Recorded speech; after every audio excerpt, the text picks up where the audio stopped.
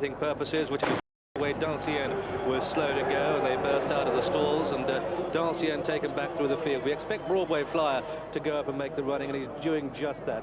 So out wide, Sierra Madre, King's Theatre holds a position there. Zood, Milcom in a good position. The last bit of Carnegie, then comes Bright Moon, shuffling down the pack. We have only Celtic Arms, and then wide of these is Big Toban, and at this stage White Muzzle has only got 3 behind him, and they are Vertamond much better on the slow starting Dancier.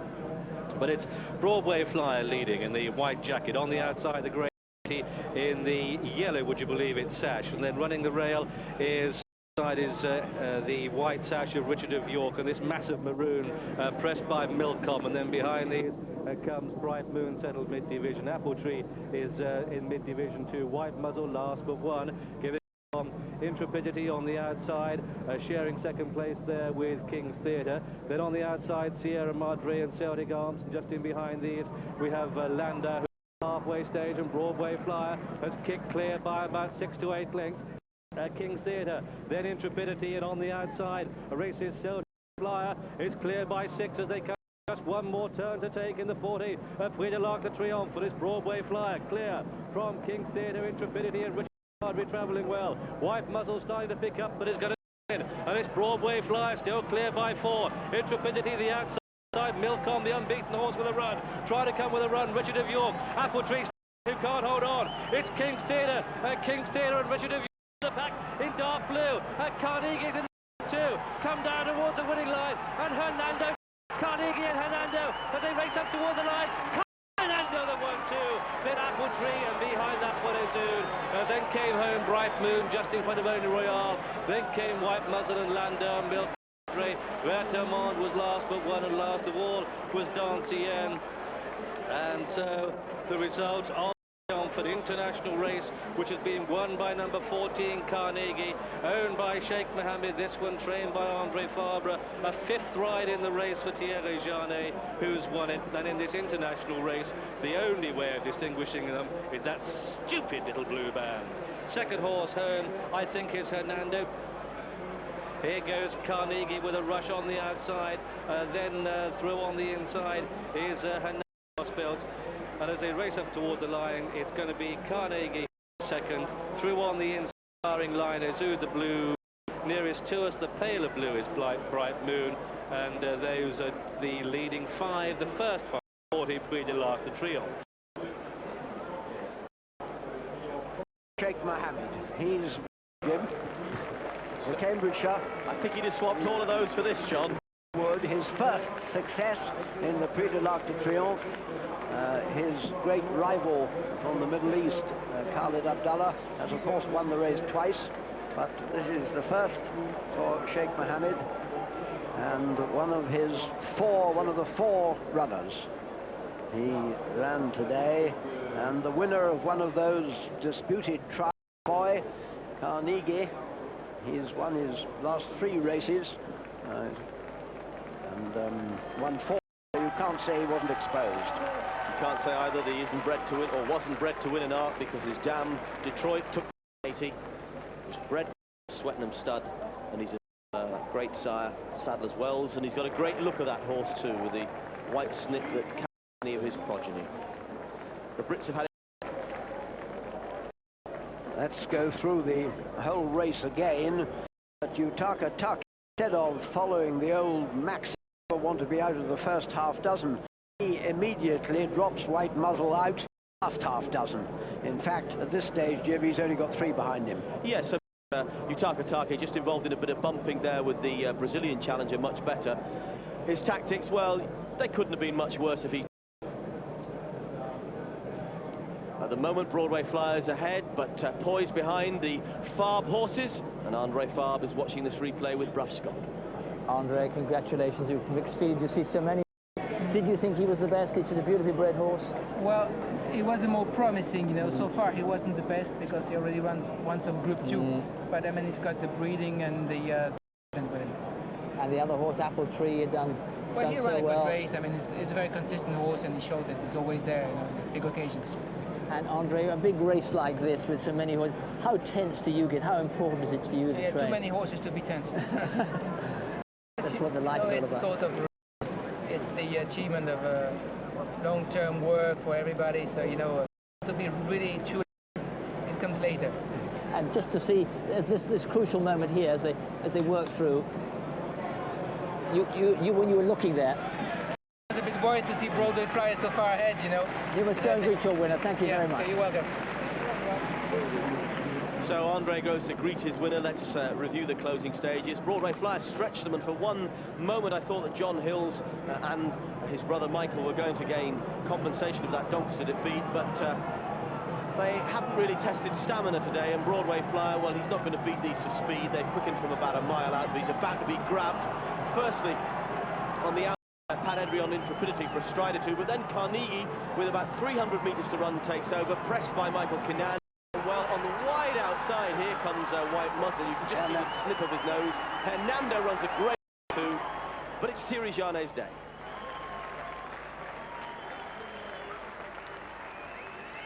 Carnegie, coupled with the three others of Sheikh Mohammed's. The last show we got 3-1 favourite returned, and it's officially the 26th time in 73 runnings. Hernando, the runner-up. Apple Tree is third. Was coupled with Broadway Flyer, 14.5-1. Azud, 18.7-1. And came very fast and late, 6.5-1, that was 13-2. But as Jimbo said, what on earth Yutaka Taki did with White Muzzle, back down to 7-2. That was the last show we had White Muzzle. A desperate ride that was given by Carnegie. The pick of the ball from Sheikh Mohammed, the 3-1 favourite, to give Andre Fabre his third arc of the Trempolino and Subotica. Thierry Jarnet his second, he rode Subotica, and this Carnegie, the winner, just as Trempolino did in the L, and then came on for the great race itself. And we've just spoken to Peter Chappell-Hyam, who says that he doesn't want to say anything because he thinks he might lose, to be diplomatic, but his instructions for Yutaka Taki were to follow, wait for this Broadway Flyer. And here's John Leach, Sheikh Mohammed's personal assistant, talking to Sheikh Mohammed in Dubai with Bill Smith beside him. And it's good news. Sheikh Mohammed will be seeing this live in Dubai. Telephone, those Reggie portable telephones actually working this second.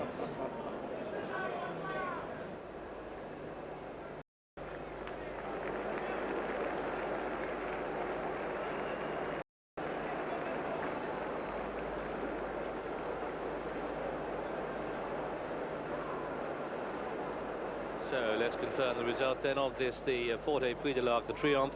It's a win for number 14 Carnegie, and the colours the blue sashed colours of Sheikh Mohammed, trained by Andre Fabre, for whom it is a third win in the race following Trompolino and Subotica, ridden by Terry.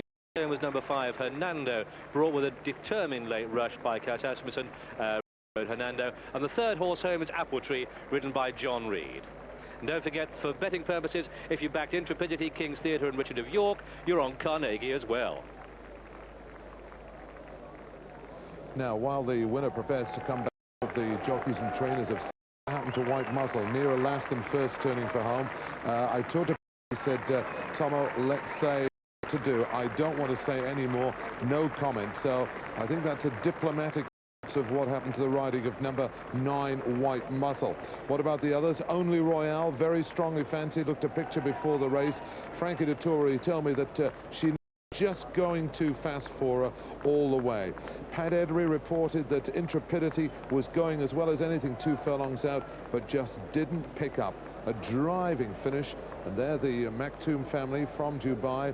Michael Stout there, the trainer of the horse who ran so well as Zood, standing there next to Maktoum Al Maktoum, and here comes the winner in the Sheikh Mohammed colours, and as is traditional, the winning jockey tells it aloof. I wish they wouldn't do this, because if the horse did kick or buck, he could go out the side door.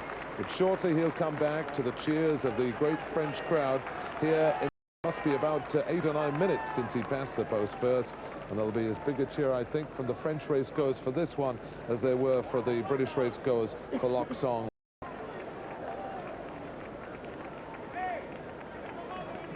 Well, of course, the games will now begin, but and rode a beautiful race. One rather unlucky horse, I thought, was possibly Apple. He didn't get any room Hennessy. But let's hear the welcome Thierry Janet gets.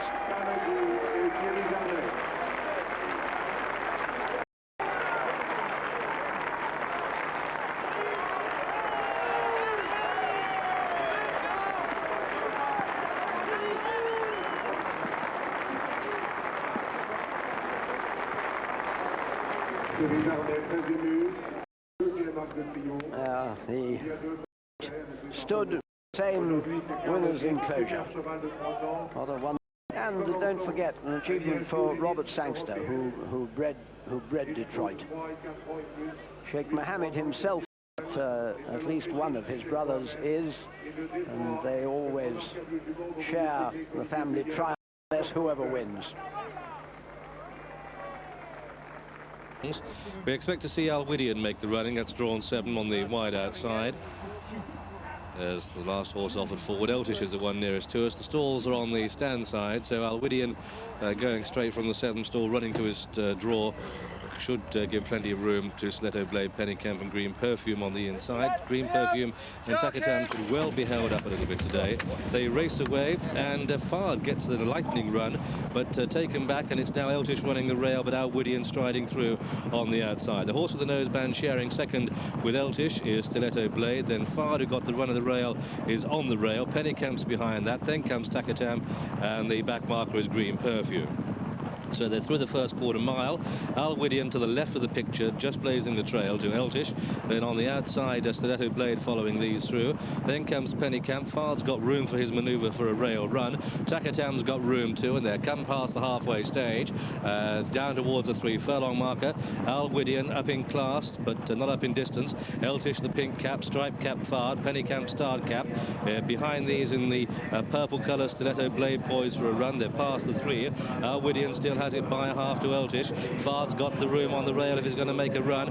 Pennycamp's covered up behind them. Green Perfume, black and white colours as they pass the 2 wide of Stiletto Blade. Anybody's race. They've got just over a furlong to go. Eltish going for home. Fard under pressure. Pennycamp is absolutely cruising and got a run, but on the outside, Green Perfume in black and white. This Green Perfume, who's come to take Eltish. Pennycamp back in third. He's going to have to quicken up if he's going to land this. They're inside the final furlong, and Green Perfume, Eltish battling back. Here goes Pennycamp with a surge on the outside. This is a good horse. Pennycamp wins it. Pennycamp is the winner. Green Perfume second, Eltish third. A big break then to Takatam 4, then Stiletto Blade, Fard, and Alwydion was last of all. Ridden with a lot of confidence, Pennycamp, this son of Bearing, continues an unbeaten run. Bred in the States by Madeleine O'Brien, trained in France by Andre Fabre. I liked his style in France when he won. He moved majestically down to the post, and Thierry Janet realised on this 5-2 joint favourite, winner of the generous Dewhurst Stakes, that he had a lot of horse, because he had to quicken off what seemed to be quite a good pace, getting a well-deserved pat on the neck. At this stage, Richard Quinn had committed in the black and white colours on Green Perfume. Take nothing away from Eltish. He looked beaten at his comeback, but best of all on the outside, Pennycamp and Thierry Janet, another far braider. This is a very good performance indeed, and he's going to go places, this horse. I'd like to be on him for the Guineas.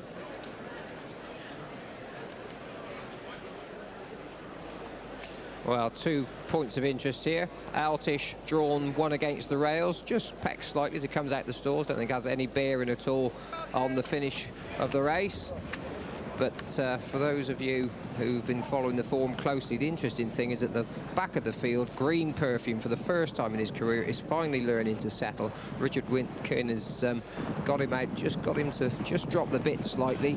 Alwydion and his stablemate Eltish bowling along, making the run in. Stiletto Blade just taking a keen enough hold there in 3rd position. But just keep your eye on Thierry Janet, because this is not an easy race course to ride, and we've given Yatakataki some stick. Well, let's give this jockey plenty of praise, because he times his challenge to absolute perfection, comes on just at the right moment, but they're going a nice clip. The 2 Henry Cecil horses bowling along in front, Fard the Middle Park winner on the inside, and they're poised to challenge over on the far side in the Jeff Smith colours, Stiletto Blade and Green Perfume. At this moment, Richard Quinn just beginning to make his move.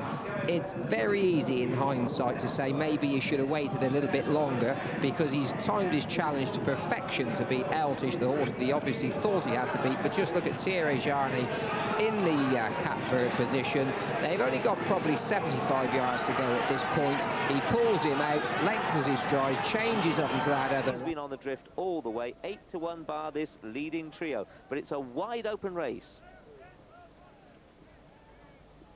King's Fountain, who we saw win at Newbury, put up a great performance that day, but he ran against Lusty Light at Wincanton and was a little bit disappointing. You see the tongue strap, just if you can just see a strap underneath that sheepskin noseband, he does gargle, and he was gargling that day. They're just coming into line now, and I'll hand you over to Peter. And a few protests. Looks as good as it could be. Told to get off the tape.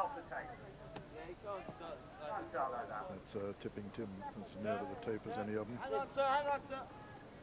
Now pull it back off the tape. Just turning. Now pull it back off the tape. You can't start like that. Not starting with his head over. No, sir. Come on, pull it back off the tape. It's calling for him to get back off the tape. Pull it back off the tape, Bridgewater. He's talking to David Bridgewater, the rider of Pull it Tipping back Tim. off the tape. David's afraid of getting on. And that's it. And that away, and Tipping Tim, in fact, is one of the first to show as they come towards the first of the 15 fences. Tipping Tim from Mulback, and also on the far side, all safely over at Egypt Mill Prince, who goes right up to take it up now. Egypt Mill Prince going on from Tipping Tim. Then comes Windforce, Usher's Island on the far side, Mulbank on the near side, and then brought Bradbury Star. The back marker at the moment is Southold, also in rear the former champion hurdler Beach Road, and Egypt Mill Prince, who was second last year, is making it as they come to the next. Egypt Mill Prince over the third from Windforce in the lead, and then in third is Tipping Tim. Behind them come Commercial Artist, who's moved into fourth just ahead of Usher's Island. Behind Usher's Island is Mulbank, and then Storm Alert, and then King's Fountain and Bradbury Star. Behind them King of the Lot and Errant Knight. The back marker still Southold, and last year's runner-up Egypt Mill Prince is setting him a real gallop as he comes to the next. This will be number 4 of the 15 fences. Egypt Mill Prince jumps it in the lead from Windforce, who's second. Commercial Artist comes next, and Tipping Tim 4 on the far side. Then comes Storm Alert. Behind Storm Alert, Usher's Island and Mulbank, and King's Fountain over the 5th. Egypt Mill Prince from Windforce. Mistake there by Errant Knight, but gets away with it. Egypt Mill Prince the leader from Windforce. Tipping Tim and Commercial Artist are 3 and 4, and behind them come King of the Lot and Usher's Island and King's Fountain. Then Storm Alert over on the far side, being tracked by Errant Knight. Then comes Bradbury Star, with only 2 behind him at the moment, Bradbury. Over the 5th now. 6th, I should say, and Egypt Mill Prince, the leader. Egypt Mill Prince over it from Tipping Tim, who jumps it 2nd, and Windforce 3rd, and 4 now is Storm Alert. Then comes Errant Knight making ground on the inside. Commercial Artist on the near side, the one with the bandages he is. Usher's Island comes next, and then King's Fountain, and then Mulbank, and then Bradbury Star. Then second schedule and Beach Road. Number 7 they're coming to now.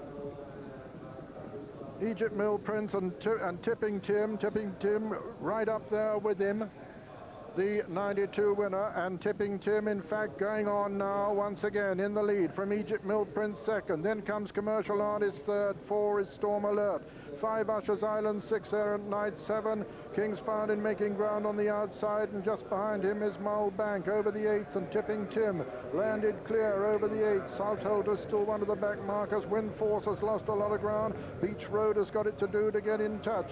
Coming down to the water now.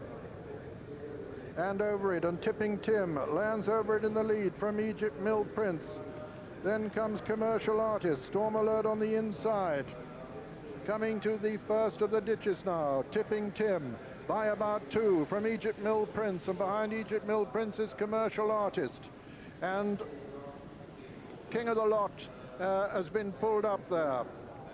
5 from home. Tipping Tim from Egypt Mill Prince, Commercial Artist. Storm Alert on the inside, second schedule beginning to get into it too, and Bradbury Star coming there very strongly under Philip Hyde.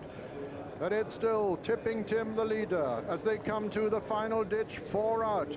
Tipping Tim on the inside, Egypt Mill Prince jumps it next, mistake there by Commercial Artist. Bradbury Star's moved into 3rd place.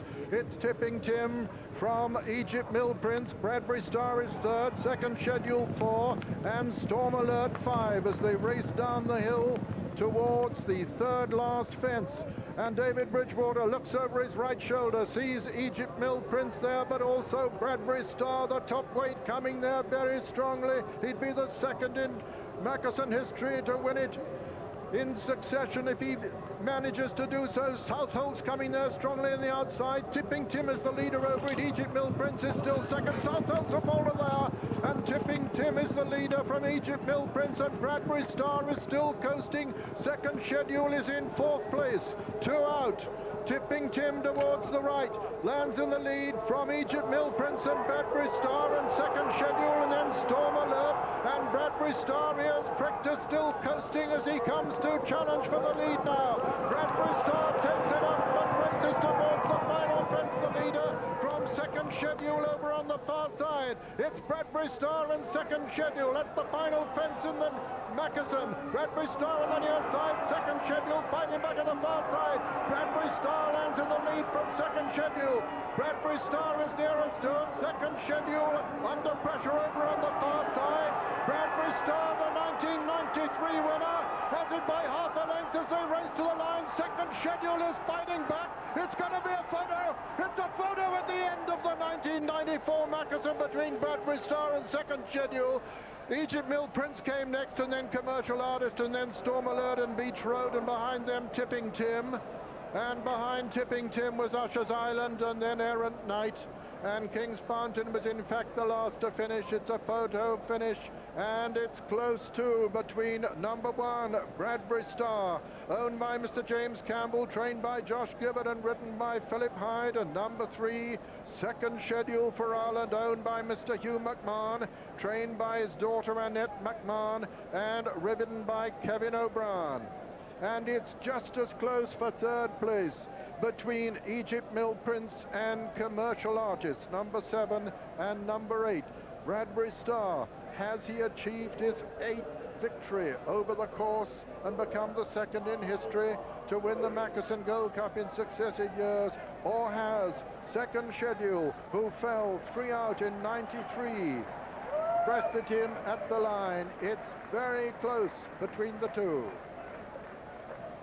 And isn't this what steeplechasing is all about? Little Tipping Tim picking up and pinging there. Who'd have believed he wouldn't have been in the first 3 at this stage? Southolt just doing the splits there. Happily he jumps up all right. But at this stage, Tipping Tim and Bridgie kicking on from Egypt Mill Prince. Bradbury cantering on the outside, and second schedule being pushed along back in 4th place. He is to deliver later on. This is a tricky old fence. They've rushed down the hill. They level out a bit for it, but Tipping Tim up and about a length and a half lead there over Egypt Mill Prince and Bradbury Star. But Philip Hyde, he's a youngster, he's still claiming the 3, a big task for him here. And a great thrill for him. And as we were saying, watching the race earlier, Richard, we were saying the reason these horses that like Bradbury Star like Cheltenham so much is that they travel down that hill, never get into trouble with those tricky fences there, always sitting, do what you want. And Philip Hyde's got the lovely feeling of coming here with second schedule just on the right with Kevin O'Brien, just again to see him changing his hands, give him a smack, straighten him up for that fence, get him right for it, look for the stride. Go on, old man, I've seen it now. 1, 2, 3, up. Lovely stride.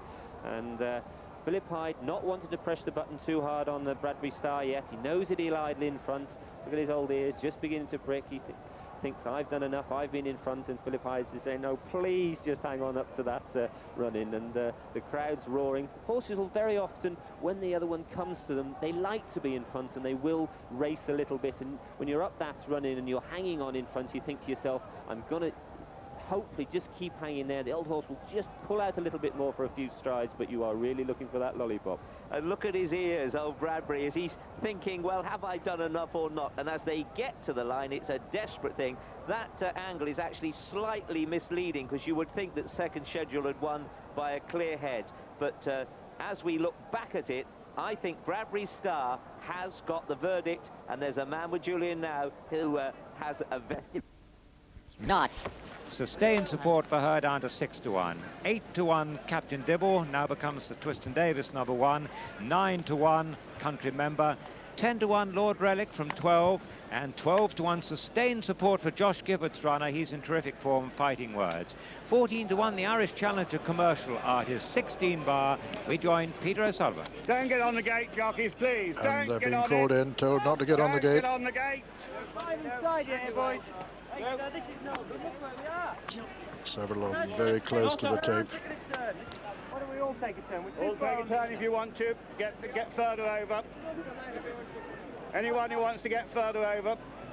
You hear the starter Take the inviting anybody who wants to get further over.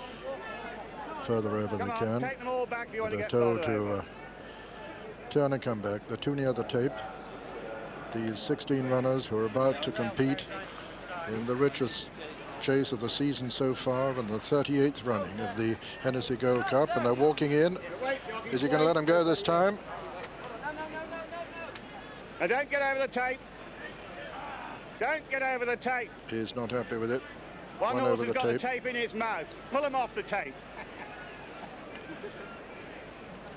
Jamie, you're over the tape. Come on! And that's it, they're away. And Captain Dibble the first to show as they come to the first of the 21 fences. Sipton Abbey going up to join him. Tipping Tim on the inside, then Country Member and Deep Bramble, and over the first. And Captain Dibble landed in the lead, and they're all safely over the first and making their way to the first of the ditches now. Captain Dibble the leader from Country Member and Sipton Abbey, and on the inside is Tipping Tim, then Cogent on the outer, and then comes the grey One Man. Behind One Man is Deep Bramble, King's Curate, and behind King's Curate is Commercial Artist with Lord Relic. Coming to the third, Capability Brown is the back marker at the moment, with Dewhurst another back marker, and Captain Dibble landed over there with Country Member, who put in a terrific leap on his outside, or the near side to us that is, but still Captain Dibble the leader from Country Member, Cogent nearest to us, and then comes Sipton Abbey as they jump the fourth.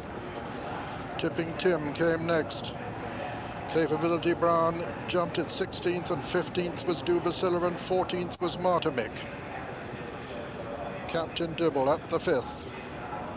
Lands in the lead. Cogent has made good ground just in behind the lead.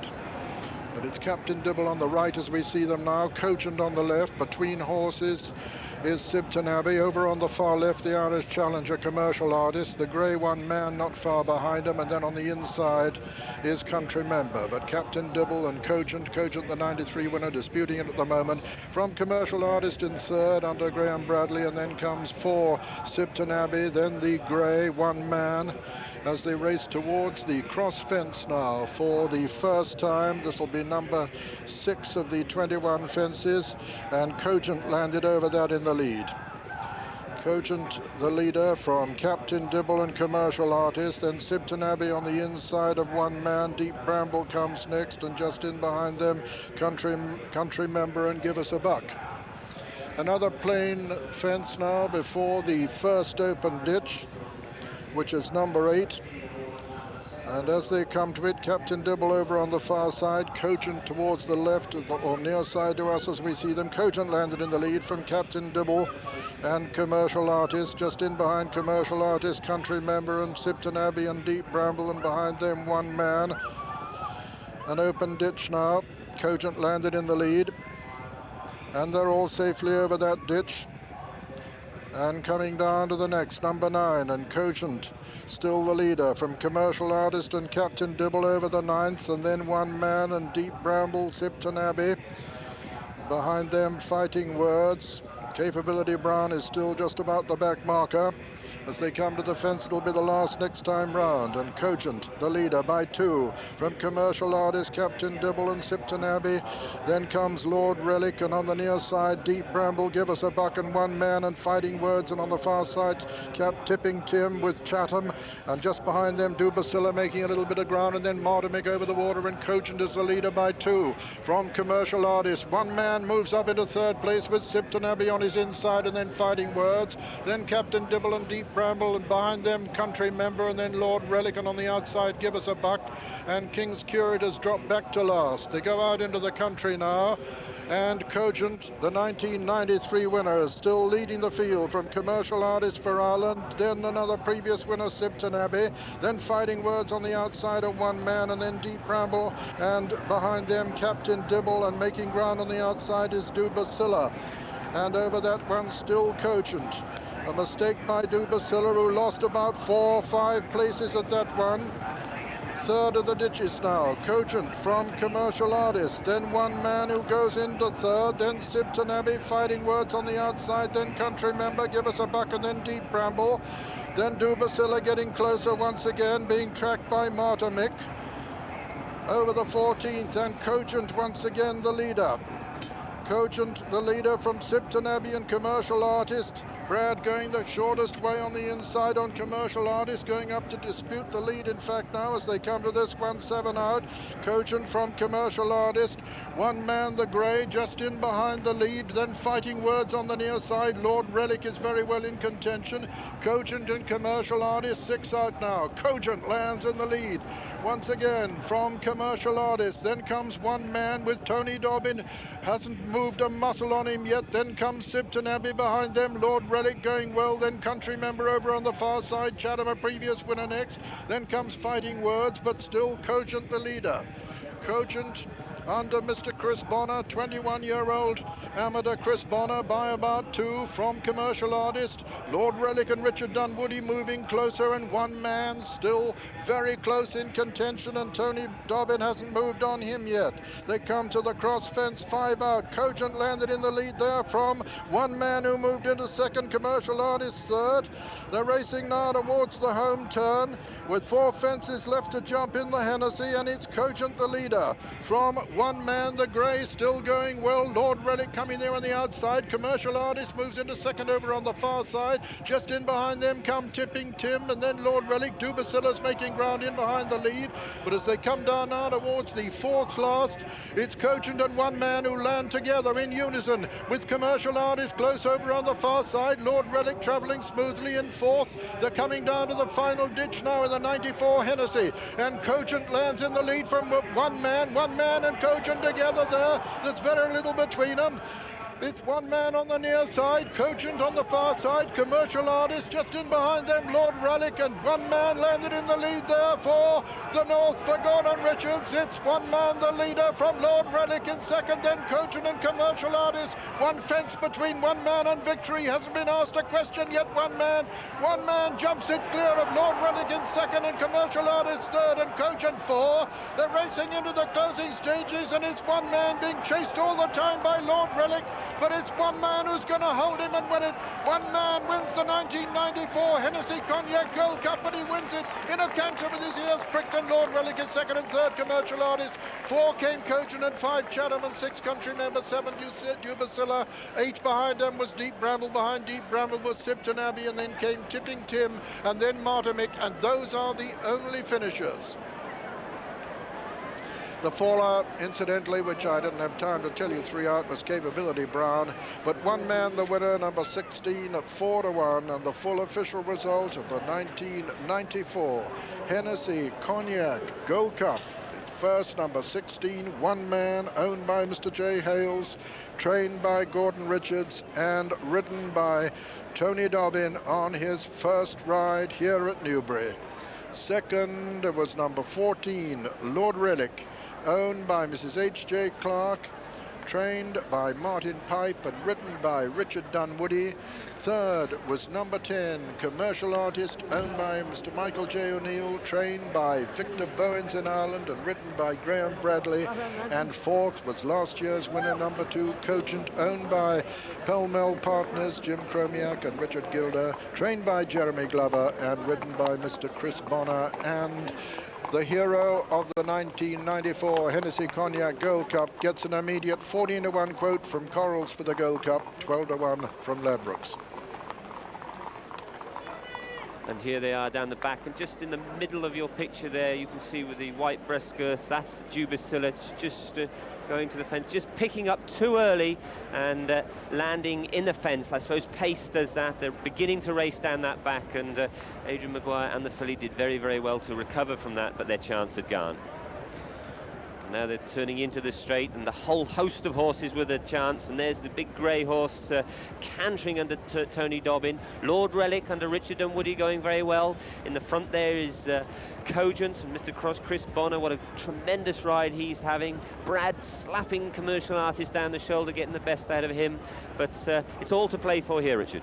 Yes, indeed. But at this stage, Tony Dobbin on this horse that's only got 10 stone. You must remember that. They've always thought of him as a potential Gold Cup horse. Well, oh, super at the ditch. And so Lord Relic back in 4th place. Here, Capability Brown actually gets rid of his rider, Mick Fitzgerald, but he'd hit it pretty hard. But at this stage, look at Tony Dobbin. Admittedly, the horse has no weight here, but he's won it in the manner of a good horse. In behind him there, Cogent, getting a terrific ride from Chris Bonner, and he has cut out the running until this stage. There was no way that he was ever going to come back here. Chatham just made a bit of a mistake there. He's back in 5th. Dubasilla's plugging on at 1 stage, and just in behind them, Country Member, but there's only one in it. Yes, isn't he confident too, Tony Dobbin, just steadying him for the last. He chased him into the second last. He got a little bit into the bottom, but Tony just looks around here, shakes him up, and Lord Relic chases him all the way to the line. As we see, when he gets close to the line, he eases him up. But it's a funny feeling going up that running there. You're dying for the winning post to come. You know it's your big moment, but he eases up a long way away from the line, and Lord Relic catches him up, and he's still patting. I always like to ride past the line. There's a lot of money waiting the other side of it. Gordon Richards, first winner in this race after 26 years of trying. He had a disappointment last year with Whispering Steel, who finished 5th. This will have put the record. Regent's stamina more into play. Who knows? The one certainty is that he won't run a bad race, because he never does. That was also his 3rd race in 16 days last season. Jamie Osborne just pulling his goggles down. David Bridgewater. And let's just mention Carl Llewellyn and Peter Caldwell, 2 jockeys on the sideline. And Carl Llewellyn, you'd have expected to have been riding Young Hustler. Hope they're both well on the way to recovery. Let's have a look at Algan. He's a half-bred like the fellow, and he's a horse with lots of ability. Not thought of as quite in the same class as his stable companion, but here nonetheless, due to the fact that he's shown bags of promise. Travado looked really well in his coat beforehand, good mover in his slower paces. Jamie Osborne probably keep him up there in the first 3 or 4, keep him interested. I know he felt that he just tipped up, maybe just because he lack of interest, maybe thought they weren't going fast enough for him last season. Well, he wouldn't be the first 2-miler or horse known to be a 2-miler who proves his stamina over 3 for the first time in the King George. Desert Orchid did, so several others. Maybe Travado will today. But there they go, Graham. 130 joint favourites at the off, and they've got 19 fences to jump, and it's Young Hustler who's showing the way on this occasion down towards the first of the 19. It's a plain fence. Young Hustler in the yellow and blue leading. The fellows on the outside, Barton Bank the inner, and they're at the first, which they all take it safely the Irish way. Again is the trailer, and they go down towards the second, which is the first of the open ditches they take. Young Hustler then wide, Barton Bank, who's on the inside, 1 and 2. Second schedule touches down in 3rd now. Bradbury Star is holding the 4th spot as they make a right-handed turn at the end of the first quarter mile. Then comes Monsieur Le Curé following Bradbury Star. Travado mid-division, second schedule the outer side. and Gale again is one of the back markers. So they level up down the back stretch then. And it's Young Hustler who leads. Young Hustler on the outside of Barton Bank. They're 1 and 2. The pace looks steady but secure. Second schedule's holding third place, and then the fellow on the outside of Bradbury Star, followed through by Travado, Mr. Cure and Algan and Gale again. Come down towards the third then. Plain fence this. And Barton Bank, the star jacket on the inside. Gale again, the back marker. Barton Bank it is. Got another open ditch to take now. Monsieur le Cure, Norman Williamson pulling him wide. Come down towards this open ditch. Barton Bank, the green and white stars, takes it in the lead. And a slight mistake there, if anything, by the fellow. At least not as fluent as he was at some of the others. Gale again, still the trailer. Come down towards fence number 5 then. Barton Bank, Young Hustler, second schedule. Bradbury Star, Monsieur le Cure, the fellow and Algan out wide. Over the next plain fence. All safely over. Travado's on the inner. Head down towards the 6th, and it's Barton Bank by a couple of lengths. Barton Bank, 2 in second place, Young Hustler, and then comes second schedule, then Bradbury Star. Then the fellow who's jumping well on the outside, but there's our leader, Barton Bank, as they turn out of the back straight for the first time. Young Hustler in second place. Second schedule holds third, and Bradbury Star 4. And then we have the fellow on the outside, followed through by Algan, Monsieur le Cure. Travado hugs those rails, and the one detached by about 3 lengths is Gale again. They're through the first mile then in this King George VI triple print chase, and it's Barton Bank, the last year's winner, shows the way. Young Hustler, a winner of 14 races, in second place. Second schedule is third. This is the 7th. No change. Algan is last but 1. They come down towards fence number 8, and it's Barton Bank in the lead. Young Hustler on the outside. Then we have second schedule and the fellow out wide of Bradbury Star. Philip Hyde in the blue and red has to play his hand very late indeed. This will be the last next time round. There's only about 10 lengths between them, and Barton Bank leads as they come to it. Barton Bank it is from Young Hustler. Monsieur le Cure gets a good position. Second schedule running away the inside and Bradbury Star. Followed by the fellow and Travado and Algan and Gale again. That's the order as they race up past us. They've got a circuit to go, and it's Barton Bank who leads. Barton Bank from Young Hustler in second place. And then we have second schedule on the inside of Monsieur le Cure. Then comes Bradbury Star, head away towards the water jump. And it's Barton Bank who leads from Young Hustler. Barton Bank, Young Hustler got a bit low at that one. Bradbury Star, Algan just finding the pace a little bit hot. Towards the 11th, they've completed a circuit. This is the 11th they're coming to now. And it's Barton Bank and Young Hustler 1 and 2. They've been in that position throughout. Monsieur le Cure in third place. Then we have the fellow in the blinkers, followed by Bradbury Star and second schedule running a big race and Travado. Then Algan just getting a little bit detached there, and Young Hustler didn't pick up as well as the others. And Barton Bank goes into a lead by 2 lengths. Monsieur le Cure in second place, Young Hustler in third. Second schedule running a personal best on the inside. Bradbury Star is close up, then the fellow and Travado and Algan and Gale again. But in the lead, it's last year's hero, Barton Bank, who just has the edge. They make a right-handed turn. They've got 7 more to jump, and Barton Bank, the 130 favourite. Bradbury Star's going after him at 7-2. The fellow's close enough there at 7-2. Monsieur le Cure down to 6-1. He's on the inside now, and they come down towards fence number 13.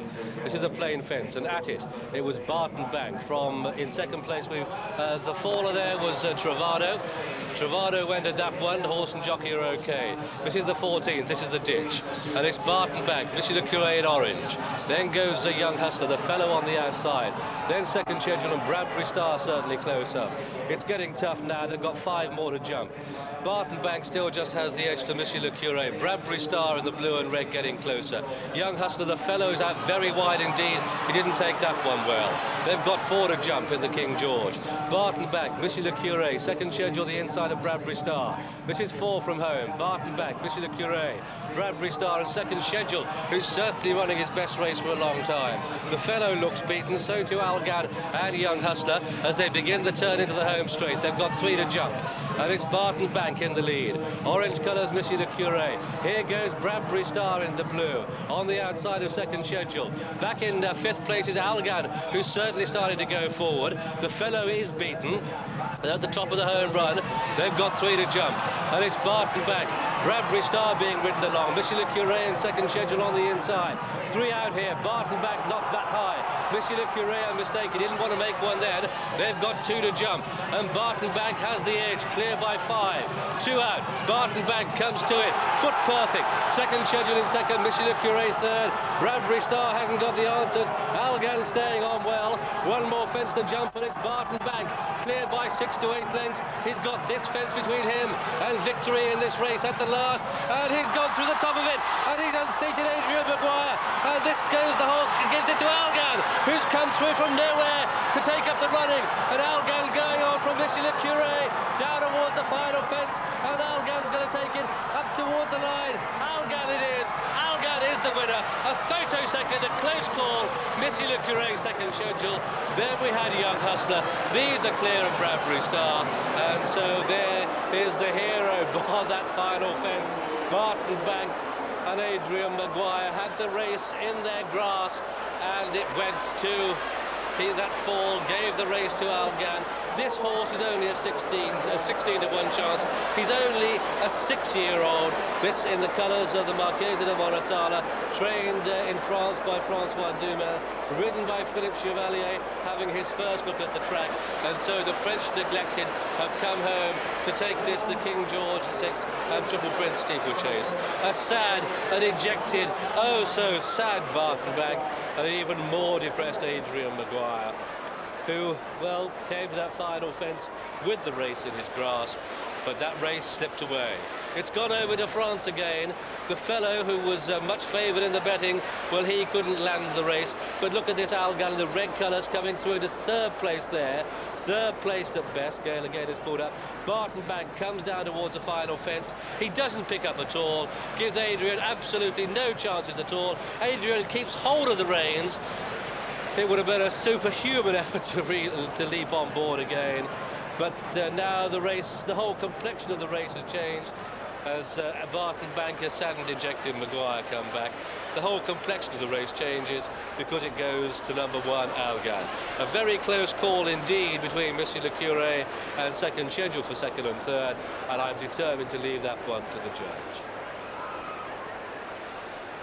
Happy to say that Travado is none the worse for his fall. In a similar place to where it was last year. He's okay, he's lost his irons, but there is Bartonbank. So near, yet so very far.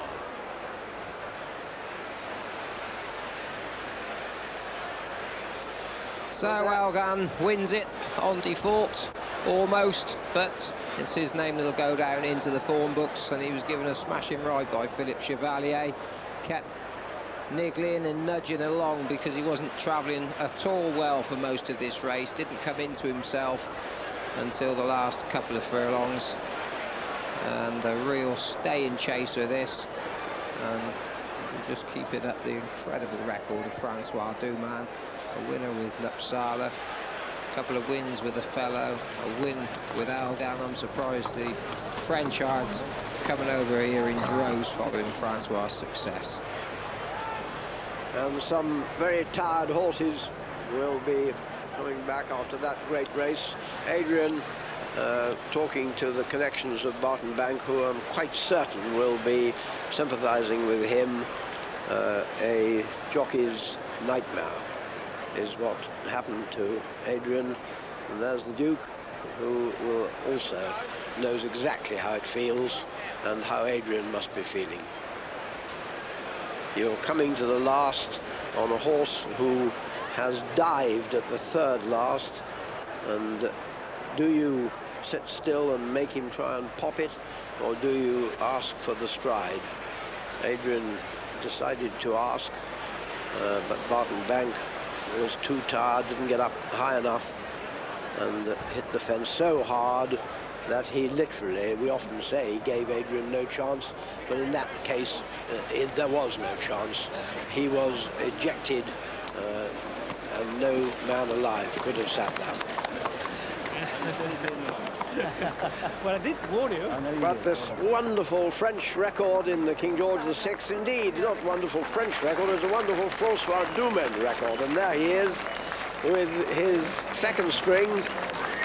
I think even he will have been a little bit surprised by this amazing performance. He thought that the 6-year-old Algan might be a bit too nervous and might be upset by the journey and the big occasion.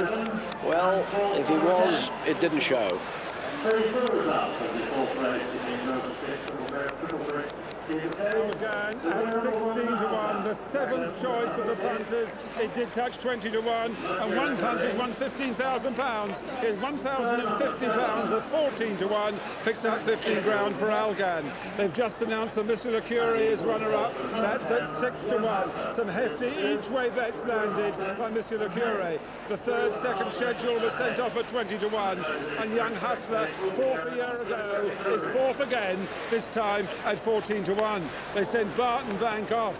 The Burlington Bertie, 100 to 30 favourite Barton Bank, and forever Adrian Maguire, well, that will haunt him. And he came off at the last on Barton Bank in the King George, and Algan is the second longest price winner ever of the King George. 25-1 Nupsala in 87, 4 at 16-1, including now Algan, the 5th 16-1 winner.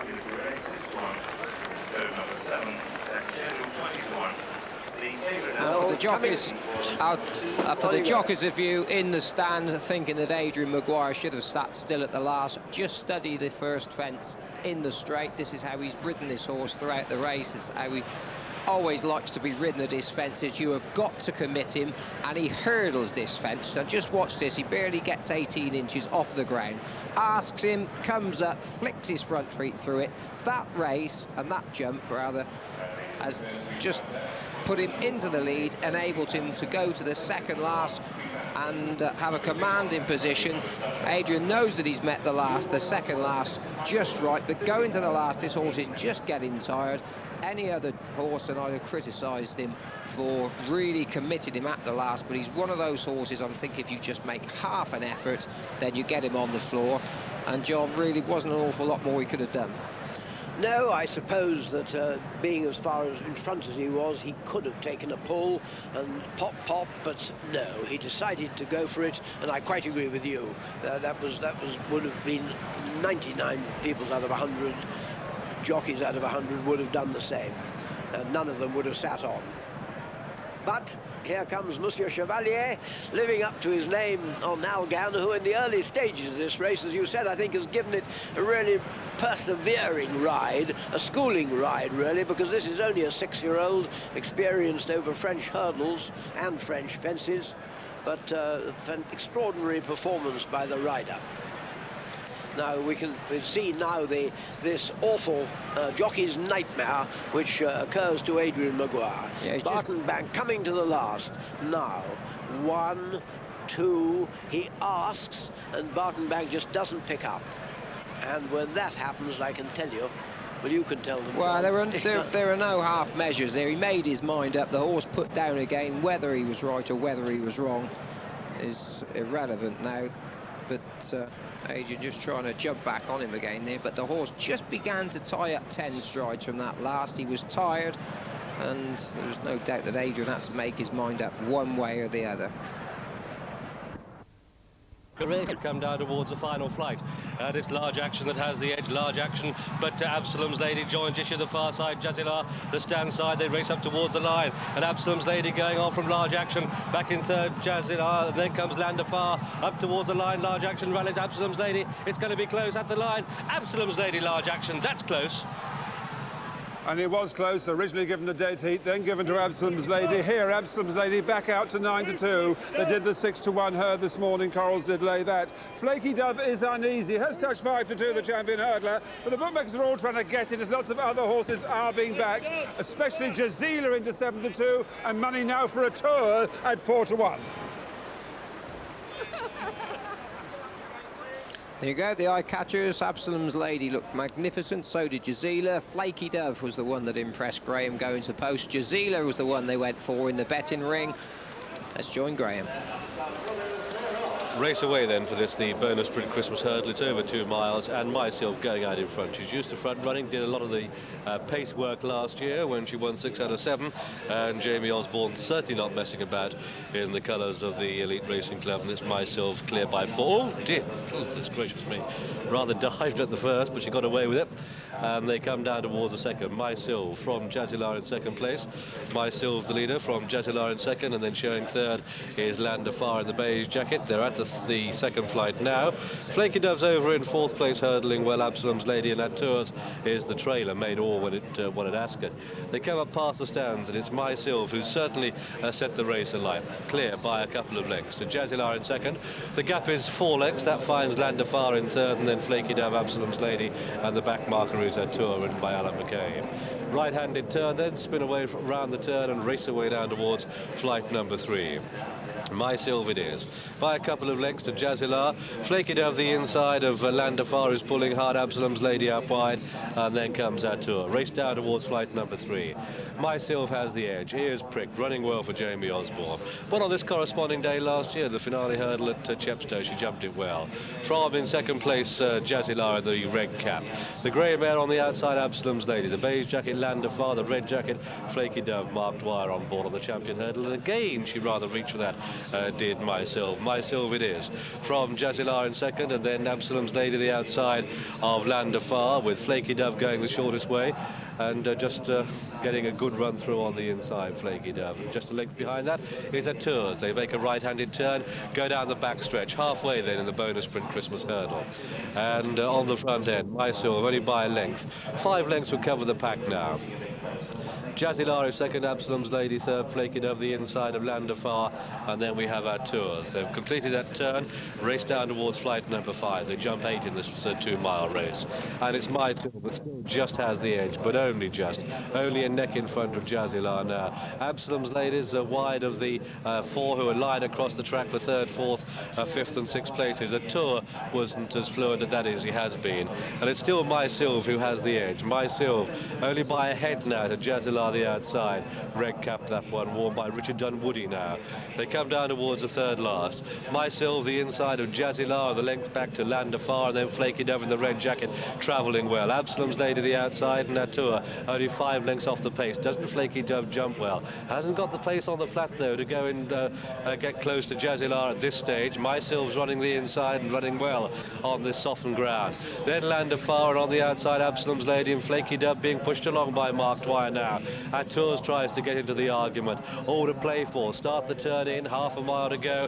2 flights of hurdles to jump, but it's still Myself who's put pace to the race. The champion hurdler, Flaky Dove, is last as they start the turn in. Tours rushing round on the outside of Absalom's Lady, who's being pushed along now. Jazilar going well. All to play for. Any of them could win. Top of the home run. 3 furlongs to go. 2 flights to jump.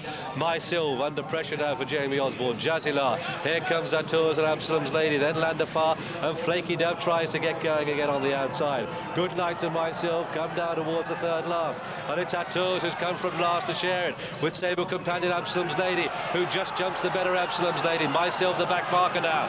Come down towards the final flight. The grey Absalom's Lady, the yellow cap is Tours. On the far side, Jazilar starts to rally. And then comes Landafar putting his best work in now. Down to the final flight, Absalom's Lady and Tour in the air together. Absalom's Lady, Tour, then Landafar, then Jazilar, then Flaky Dove as they race inside the final 100 yards. It's Absalom's Lady, the grey, going on. Tour is putting in a desperate late run. Here comes Landafar and Jazilar up towards the line. It's going to be very close. Absalom's Lady beats it, takes it from Tours in second. Jazilar is third. Then came Landafar and Flaky Dove 5th to the 5. They're a long way clear of Myself, who dropped tamely out down the home straight, and then the result then of this, the bonus sprint Christmas hurdle. It's a 1-2 for David Ellsworth. First, number 4, Absalom's Lady, in the colours of the Whitcomb Manor Racing Stables Limited. Trained at Whitcomb, obviously, by David Ellsworth, the 92 winner of this bonus sprint Christmas hurdle. Ridden by Paul Holly, for whom she is the 13th winner of the season. And in doing so, she beats number 1, Tours, her stable companion, in the colours of the oh-so-rosy partnership, ridden by Alan McCabe. It was a desperate struggle from the final flight, but it's one that Absalom's Lady won. Beating Tours, who made a deal of smooth ground on the outside to challenge going down to the final flight. The judge officially calls a photo, and as they came for the last, it couldn't be closer, could it? Just a half a length in it between the pair. Absalom's Lady Anna Tours, Jazzilar under Richard Dunwoody, a determined ride by him, the red cap in third place. The fourth horse home is number 3, Landafar. On this soft ground, that's on the right of the picture in the beige and brown, has run a cracker. A little bit of a disappointing run by Flaky Dove in the red colours for Mark Dwyer. Hard at work a long way out. He's working hard, but so too Paul Holly and Alan McCabe of the stable companions, who fight out the finish. Victory going to Absalom's Lady. And a steward's inquiry is called. Well, we can see the head-on here. Absalom's Lady just leading stable companion of Tours on her right as we're looking. A steward's inquiry has been announced. Paul Holly just pulled his whip through into his left hand. That's exactly the right thing to do, and she just pricked her ears momentarily. He's then pulled his whip into his right hand. Maybe she's come over just slightly, and I should be surprised to hear what goes on in the steward's inquiry with these two horses both coming out of the same stable, because I doubt very much whether Alan McCabe will be saying that too much has happened. It was a pity Paul pulled his whip back into his right hand, wasn't it, John? Yes. That's what might possibly put him, so to speak, in the wrong.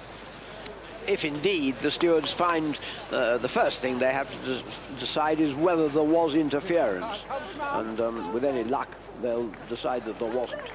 Well, it'll be a pity if she loses this race. Let's just hear the applause. It's well deserved. She was given a superb ride from Paul Holly then. She was one of the first to come under pressure, and she's a funny old thing. She just likes it to go her own way, and I just felt that if he hadn't been able to get her head in front as they turned for home, then probably she'd have finished nearer last than first.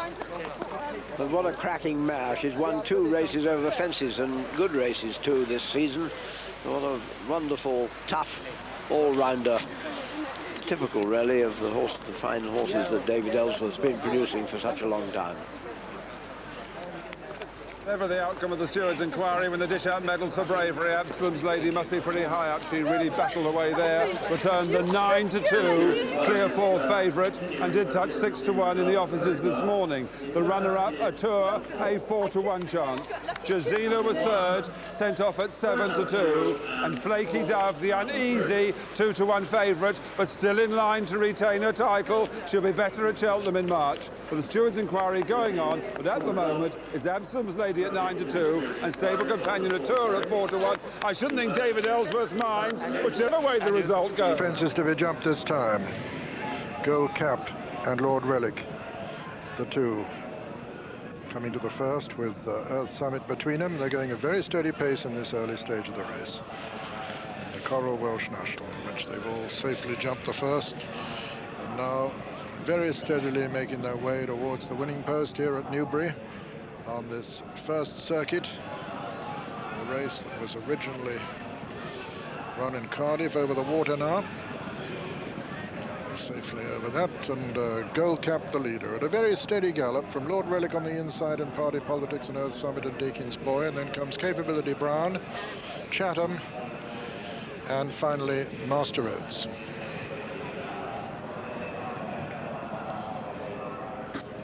"19 obstacles left to jump, and Gold Cap the leader from Lord Relic and the Giant Party Politics. Deakin's Boy on the outside of Earth Summit, then Capability Brown and Chatham as they race to the third with Master Oates the back marker. They all jump that neatly. Gold Cap, Party Politics and Lord Relic, the 3 leaders from Earth Summit and Deakin's Boy, the first of the 4 ditches. Gold Cap and Party Politics and Lord Relic together. A little gap then to Earth Summit and Capability Brown and Deakin's Boy. Then Chatham and Master Oates. Number 5. Gold Cap, early just in the lead. From Party Politics, Lord Relic and Earth Summit, Deakin's Boy, Capability Brown, Chatham, and Master Oates over the 6th. And all over it. The last in this on this first circuit, right over the far side. Lord Relic on the inside, number 11. Number 7, I should say, from a bad mistake there, though, by Gold Cap. Gold Cap lost 3 places there. Beginning to swing left-handed now. Lord Relic and Party Politics. From Earth Summit and Capability Brown on the inside. On the outer, Gold Cap made that mistake under Adrian Maguire. And then Dakin's Boy, Chatham, and Master Oates. A long run to the next. Chatham's last, Debbie Barron, has already collected £75 for having been adjudged the best turned out horse, Chatham, by her. And Lord Relic, the best for money in the closing stages, the leader, as they turn into the home stretch on this first circuit. From Party Politics and Earth Summit on the far rail, and then Gold Cap. Number 8 now, Lord Relic, Party Politics, Earth Summit and Gold Cap and Capability Brown.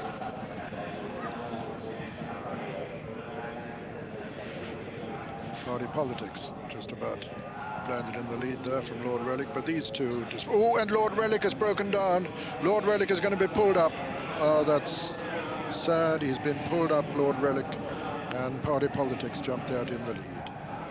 Party Politics dismounted there by Richard Dunwoody, Lord Relic. Party Politics the leader as they come down to the 10th in the Coral Welsh National. Earth Summit and Master Oates jump it next, followed by Capability Brown, then Gold Cap, then Dakin's Boy, and over on the far side, Chatham. This fence will be the last next time round. Number 11, Party Politics lands in the lead from Dakin's Boy, Master Oates and Earth Summit, then Capability Brown, Gold Cap and Capability Brown, and then Chatham. And now the water for the last time, number 12, Dakin's Boy from Party Politics, Earth Summit and Master Oates, Capability Brown and Gold Cap, and finally Chatham.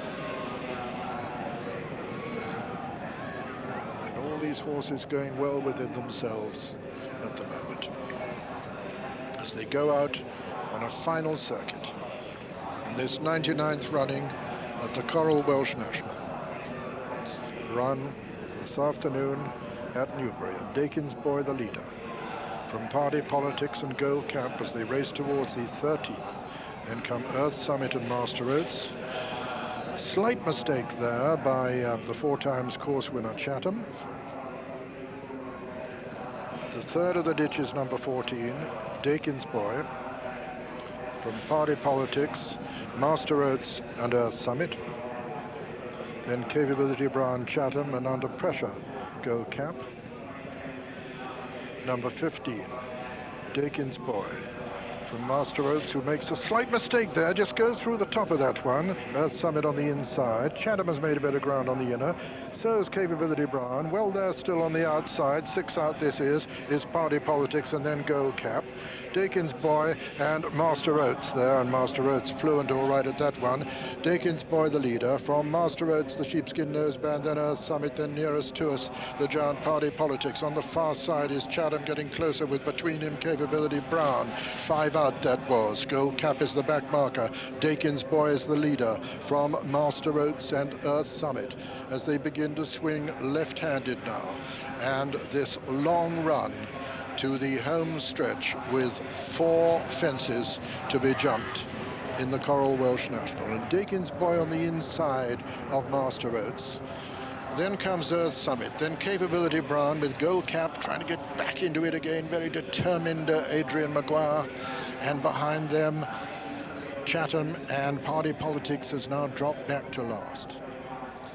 A long run to this fence. Dakin's Boy on the inside of Master Oates. Earth Summit being pushed up there into third. Then Chatham getting into it. 4, 5 is Capability Brown, and 6 under pressure still is Gold Cap.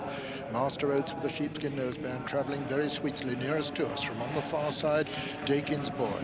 Then comes Earth Summit as they make their way towards the 4th from home. And it's Master Oates with his rider looking over his right shoulder, Norman Williamson. He'll see in a moment that Chatham is making good ground over on the far side.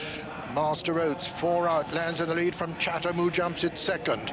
Then Dakin's Boy and Earth Summit, and then Capability Brown. Coming down towards the final ditch now, 3 out. Earth Summit's being driven up to challenge Master Oates. Master Oates lands in the lead from us, and Dakin's Boy a faller there. Dakin's Boy has gone there, and it's Master Oates, the sheepskin noseband in the centre. On the near side, it's Earth Summit. On the far side, it's Chatham still trying to get into it. Master Oates lands to, and Chatham is a faller there. And as they come down now to the final fence in the Coral Welsh National, it's Master Oates who's a long way clear of Earth Summit with Capability Brown back in third. This is the final fence. Master Oates, he jumps it like as though he's just jumped into the race. A brilliant jump, and he's striding away now to win this under Norman Williamson in tremendous style. Master Oates is going to be a well-fancied horse for the Grand National at Aintree after this. The Coral Welsh National winner strides up to the line. Master Oates. He's being chased in second place by Earth Summit, with Gold Cap moving into third, being chased and pressed all the time by Party Politics and Capability Brown as they race up towards the line. The biggest race is for third place. It's going to be desperately close. It's going to be a photo, but Party Politics just gets it ahead of Gold Cap and Capability Brown. But the winner, here he is, number 2, Master Oates, owned by Mr. P.A. Matthews, trained by Kim Bodie and ridden by Norman Williamson. Second was number 6, Earth Summit, owned by the Summit Partnership, trained by Nigel Twiston Davis and ridden by David Bridgewater. With third, number 3, Party Politics, owned by Mrs. David Thompson, trained by Nick Gaisley and ridden by Mick Fitzgerald. With fourth, number 9, Gold Cap. 5-2 joint favourite, Master Oates, and immediately getting as short a quote as 10-1 from William Hill for the Grand National, and 16-1 from 25s by Sporting Index. Here as they come to the third last. In front there is Master Oates, been driven along in the black and yellow. This side is Earth Summit. But the horse that exits here is Dakin's Boy. Tom Jenks just sits a little bit, and a typical ditch fall, as we've seen so many times here, just leaves his hind legs behind, and Tom Jenks has got no chance. So not a very good day for the Twiston Davis jockeys at that ditch. And just coming to the second last year, Chatham, who does his usual hanging out there, and that didn't really help him, and Graham McCourt's driven him in, and he's put down. But Master Oates here, who's got a 16-1 quote for Ladbrokes for the Cheltenham Gold Cup now, and I can see why. What a very, very impressive performance. Obviously loves the soft ground. A really brave ride by Norman Williamson going to the last. Yes, he saw he was on a good stride, and this horse is capable of doing it. Remember, he was very fancied for the Martel National last year. He tipped up, but he's a year older. But this, as you said, Skew, while we were watching, looks to be a Gold Cup performance. The further he's gone, he was always going well within himself. He strode out to the line, a distinctive winner. And remember that he was carrying plenty of weight here with 11 stone 6. There was only Chatham above him. The second horse, Earth Summit's run a good race there. A desperate one myself. All the brook not fancied now, out to number 2. But the message from the ring is fortune and fame for an Irish 3-timer at the festival already. The champion hurdle eye catchers. What took the eye in the paddock? Mysil, the little mare who won the Triumph hurdle last year, looked magnificent in the paddock, and she went to post best of all too. And in the betting ring, it's Fortune and Fame who's bringing the money, and Denoli's the drifter.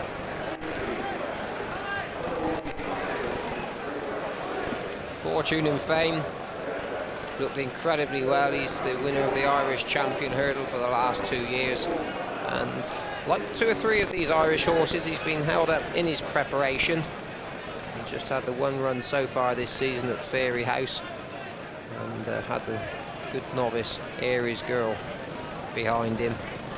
Very good looking horse indeed, really well turned out by Dermot Wells. He richly deserves a change of luck, and so does Moleboard. Moulboard, who already has to his credit the best performance by an older horse in this race. Hatton's Grace is the only other 12-year-old ever to have run, and he was 5th, but Moulboard was 4th, and he'd been 4th twice, and this year as a 13-year-old, well, who knows. He'd have trotted up the other day at Sandown, but he just jinked as he landed over the hurdle and got rid of Tom Grantham. That was pure bad luck. He looks magnificent. And the grey mare, Absalom's Lady, been swapping between hurdles and fences. She was in that race at Sandown, as a matter of fact, but she didn't get the spoils because Landa Farr did. Absalom's Lady, who was fitted with blinkers that day, didn't show her best form, but her best form isn't far from the top. She's got a victory over Large Action to her credit this season, and she's very, very tough. I mentioned Montolado earlier, and you can see for yourself just how well this horse has been turned out by Pat Flynn. A winner of 2 races at the festival, won the bumpers the first year, and then came back to win the novice hurdle. Hasn't run for a couple of years, but what a lovely sort of horse this is. 12 to 1 in about another 5 minutes might just look very good value indeed. And certainly Fran Woods will be looking forward to a ride half as good as the one he had on Claren Davis. Done plenty of work, Montolado. Been taken away for gallop so that he's actually been spot on. And let's have a look at A Tours. Started off the season in really good form, went over to Ireland and ran a good race behind Denoli and a couple of others. Came there with every chance, and that's got to be said, he's been a little bit disappointed. Admittedly, he had a lot of weight on his back when he ran last time at Newbury behind Mysilv, but prior to that he'd got run out of it by Moodham here at Cheltenham. Well, Mysilv was one the best turned out. It is a fascinating champion hurdle. I'm sure that tactics are going to play a good part. Large Action, sure to be handy. Mysilv likes to bowl along. Alderbrook, he'll be looking forward to having a good gallop set for him. He pulled quite hard at Wincanton last time out. Fascinating race, and here's Graham. And one in which one expects Mysilv to go out and make the running. Large Action is a horse that races with a lot of zest and enthusiasm. Be a tremendous triumph for Kim Bailey to get Alderbrook to win a champion hurdle. The horse is a very competitive and a Group 2 winner on the flat, but here we go. Under orders, and they're away. And very smartly, Large Action and Mysilv on the right in white go on. And it's Mysilv leading from Large Action, and up there Bold Boss, and then Denoli is out wide. Taking a keen hold on the inside, Alderbrook, they're at the first now. And they're all safely over, jumping superbly. This is the Smurfit champion hurdle. They've jumped one already, and it's Mysilv leading from Large Action on the inside, and Bold Boss is racing keenly in third, not helping at all. Then Denoli racing for Destriero on the outside of Jazilar and Landa Farr and the grey Absalom's Lady, followed through by Alderbrook and then Fortune and Fame, and then some of the stragglers at this stage very early on include Montolado, Attor, Granville again and Moulboard, and they come down towards the second, and Mysilv made all in the Triumph last year. She's clear by 4 in the champion this, and they come to take the second, and she pops over brilliantly. Large Action the inside of Bold Boss, 3 lengths back then to Denoli, Landa Farr, Absalom's Lady the inside of Jazilar and Fortune and Fame, and Destriero, and then Alderbrook has got 3 behind him, Montolado, Granville again, and Moulboard are those 3. And Tours, in fact, is a little bit detached by about 5 lengths at the rear of the field. But Mysilv, she's certainly putting the pace to the race, and she's clear by 4 lengths now to Landa Farr the inside of Bold Boss, to Large Action the inside of Bold Boss, and then we have Denoli and Landa Farr followed by Fortune and Fame and Destriero, and then Jazilar the outside of Absalom's Lady. Then we have Alderbrook and Montolado out wide, and Granville again and Moulboard, and the trailer is a Tours, and they race down the hill, race away from us with Mysilv showing the way. And approaching the third flight, and it's Mysilv by 3 lengths to Bold Boss, and Large Action the inside as they fly this one. Denoli was over in 4th, the hope of Ireland, but there's our leader Mysilv. She's cutting it out, lobbing along merrily. Bold Boss is second, and then Large Action, Denoli, Landa Farr and Fortune and Fame, the grey near side Absalom's Lady in midfield, followed by Alderbrook, who's getting closer, just wide of Jazila and Destriero, and then back to Granville again, the former champion. Moulboard has only got 1 behind him, that's a Tours, and looking for Montelado. He's making ground on the outside in the midfield. Over another Absalom's Lady, a bad mistake there in midfield. But it's Mysilv by a length and a half to Bold Boss, who's chasing the leader in second. Large Action third. Landafar the inside of Danoli, who's very handy. Then Fortune and Fame as they climb the hill. Absalom's Lady the inside. Then back to Jazila. Alderbrook improving a bit. Destriero out wide is Montelado in yellow sleeves as they approach the fifth. It's the one at the top of the hill. Mysilv landed first from Bold Boss. Large Action the inside. Jamie Osborne in that pink cap. Then Danoli out wide of Landafar. The yellow jacketed behind them. Fortune and Fame. Then Alderbrook. They're at the top of the hill in the Smurfit Champion hurdle. And Danoli being pushed along on the outside, but Mysilv is certainly keeping up the pace. Large Action and Bold Boss. Danoli's on the left in the blue and white, followed through by Landafar. Yellow jacket is Fortune and Fame getting closer now, and then Alderbrook. He's running away, then Montelado and Artur starts to pick up. They come down towards the third last, of which Mysilv led. And Landafar has fallen yet again. It's my horse and jockey are okay. It's Mysilv leading from Large Action in second. Then Danoli under pressure of Fortune and Fame for the sponsor. But look at Alderbrook, the horse with the nose band in fifth place. This is a novice and he's absolutely cruising. And they come down towards the second last. And it's Mysilv went to the top of it in Large Action. Danoli the outside and then Fortune and Fame. And now Alderbrook is going to have his stamina tested, but he's going ominously well. And Norman Williamson's got the inside run as they come round the home turn. It's Large Action, pink cap, Mysilv in black and white, and Alderbrook is racing double. Fortune and Fame's under pressure, so too Danoli. This is the final fight of the Smurfit Champion hurdle, and it's where Large Action took up the running. But Alderbrook's getting serious now. Large Action, Alderbrook clear from Mysilv and Danoli, and it's an English one too. And it's Alderbrook who stretches into the lead. Alderbrook going on by 1, 2, 3 lengths up towards the line. An amazing performance. This is Alderbrook the winner. Alderbrook and Norman Williamson from Large Action second, very close third between Danoli and Fortune and Fame, and then Mysilv who dropped away, but still beat Absalom's Lady, and then came Artur and Mulboard and Montelado and Jazila and Destriero, and last of all was Granville again. Well, if you're going to break your duck at the champion at the festival meeting, you might just as well do it in the Smurfit Champion hurdle, and if you're going to break your duck in the champion hurdle, you might just as well do it on a novice. What an impressive performance this is. Could be hailing a champion of many years. Norman Williamson, who's had his first festival winner, rightly getting all the congratulations, but he must have been very confident. This is a video that he's going to enjoy, just being shaken by the hand there by Mark Dwyer. But Norman Williamson's 89th winner of the season, most importantly, it's his first winner here at the National Hunt Festival. On number one, Alderbrook in the colours of Mr. E. Pick, trained by Kim Bailey on the left there, and such enthusiasm you so rarely see at any level, but Norman can be forgiving. Stormin' Norman storming up the hill on Alderbrook, and of course giving trainer Kim Bailey his first win as well. This is a very, very good horse. Second horse home is number 10, Large Action, who was second last year, and who was third last year and second this, and it's going to be a photo for third. A very close call indeed between Danoli and Fortune and Fame. But an English 1-2 then in the Smurfit Champion hurdle.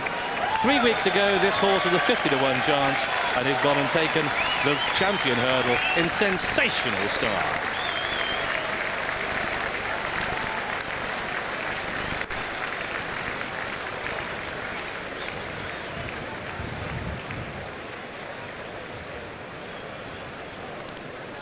Well, what a stallion he might make. An entire horse having his third run over hurdles, Alderbrook. Not only did he jump an absolutely clear round, as far as I saw anyway, but just look at the speed he produced landing over the line. A lot of happy connections here. Julie Cecil, who trained him to win the Group 2 race at Longchamps here. So's Paul Edry, who's in the plate to support this horse. Yogi Breisner, who's done a lot to help school him. Be delighted. But I should think there's an awful lot more smiling faces in Lambourne than there are here at Cheltenham, because there's plenty of people who backed this horse at 50 to 1 prior to his first run of the season at Wincanton. And Norman Williamson, don't forget, he missed the champion hurdle winner last year on Flaky Dove. He was suspended. This was due to him, and there'd be no more popular winner in the weighing room. Really right at the top of the... You could see that as they pulled up. Wouldn't you? The tremendous mutual congratulations there were going on. Everybody wanted to shake Norman's hand. Well respected. Gave this horse plenty of time just to find his feet. Well, as I came down to the weighing room looking for Kim Bailey, the first person I happened upon is the lad who rides out Alderbrook every day, Jamie McGee. You must be delighted. Oh, thrilled. Well, good question. Did you get any of the longer odds on this horse? I had £5 win them at 50 to 1. When was that? When I was first placed with the horse, which was the first day he came, I was put right him out, and I said, well, just for the interest, we're not supposed to be, just for a bit of luck. I said, a little bit of luck money, so he done it. More than a bit of luck. What did you think as you got to the last of the 100 yards? Well, I knew. I just said if he comes up the hill, we weren't sure about his stamina because the champion hurdle is Monica 2.5 mile race. But he got a great breather and he came down with a great run. Norman gave him a super ride. Wonderful. Brilliant. Really well done. Thank you very much. And it's a very close call for third place, but it's coming through now. Third, number 4, Denoli. Fourth, number 6, Fortune and Fame. Just confirming the 5th horse home was number 14, Myself, and Absalom's Lady ran a most creditable race to finish 6th.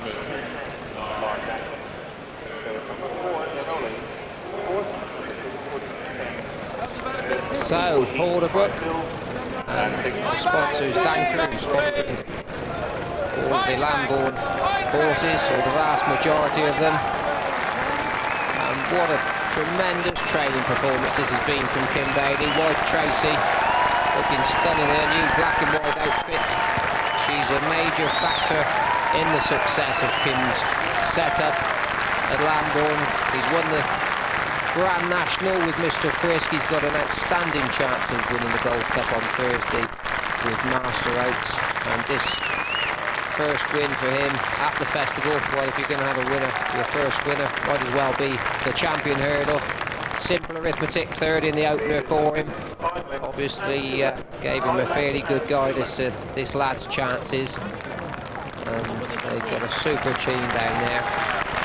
Eddie Hales, who's the head lad, has a fairly big input there, and a lot of hard work goes into not only the horses but getting them in the first place.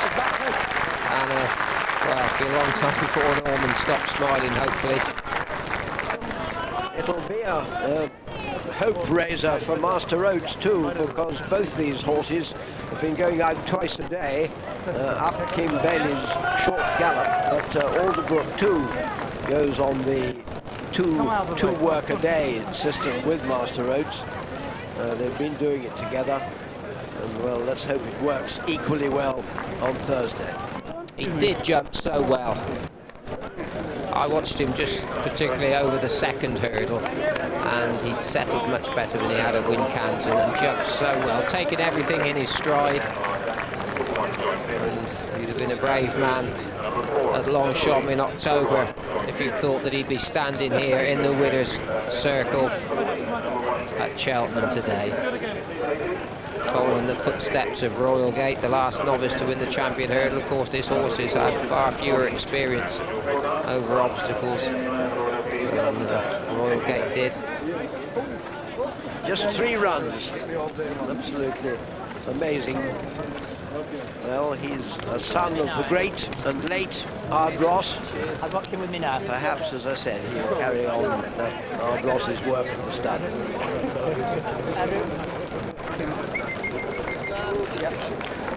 Yeah. And here's Alderbrook, and here is his trainer, Kim Bailey. 18 years wait. 18 years is a magic time. A very moving time for you, I see. Win a race like that, and it's all thanks to my staff. They worked incredibly hard. 4 Viking Flagship. Nakir at 7-2 is much stronger than the other Arkle winner, Travado, out to 9-2. 6-1, Bradbury Star, very popular each way that is, with 8 Egypt Mill Prince and 14 Deep Sensation. Katabatic, who's running in the race, has run in the race 4 times, been 5th, 3rd, 2nd and 1st, and won the Grand Annual in 1990. You can get double carpet, 33-1 that, and there's each way support for Uncle Ernie at 25 and 33-1. But top of the head, 9-4, Viking Flagship to retain his title. In the paddock, Travado looked superb. Viking Flagship went down best. And Bradbury Star, rather oddly enough, is getting the support in the ring, while Travado is apparently being opposed. Well, it would be lovely to see Bradbury Star win his 9th race at Cheltenham, and you certainly can never count him out. But the fact is that in his last 2 races he hasn't been showing the brilliant form which won him 2 Mackeson Gold Cups. Just look at his record here. 5th in the Gold Cup itself. There's never been any clear evidence that he stays 3 1/4 miles. In fact, he did win once over 3 miles, as you see. That was as a novice, and since then there's been some doubt about his ability to get 3 miles. There's no doubt about his speed and his love for Cheltenham, and that may be all important, as I think Philip Hyde said, the ability to cruise down the hill. That's the moment when the heat's turned on in these 2-mile championship races. And if he can be on the bit, still on the bit at the top of the hill, well, who knows? Katabatic, he's run in this race plenty of times, and he won it back in 1991. Really disappointing last year. The year before, I remember him coming there every chance off of that bend, and he looks in good shape at the moment, but he's just been a little bit out of form, like 2 or 3 of the other horses in this race. Cheltenham last time out, it was over 2 miles 5 furlongs.